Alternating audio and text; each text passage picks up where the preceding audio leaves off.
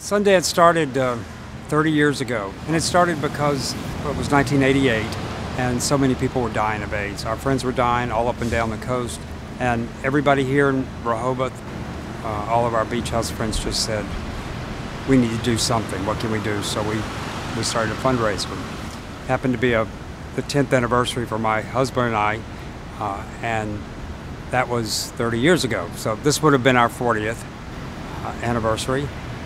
And we've been doing Sundance all of those years, although Steve passed away this year.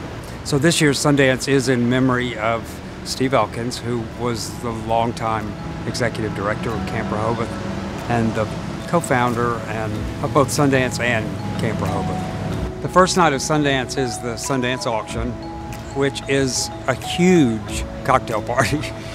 We build the dance first, and then we put over 500 auction items out, and they're beautifully displayed, and people from all over the community have donated, and it brings in a lot of money. I don't have the totals yet, but it raised thousands of dollars last night, so we're very excited about that. Something that we're doing different this year is that instead of just the one DJ for the whole night, we have one of the Studio 54 DJs. He was a Saint DJ in New York in the 80s, and everybody's very, very excited about hearing him, and then he'll just blend right on into Joe Gotro, who is our Sundance DJ.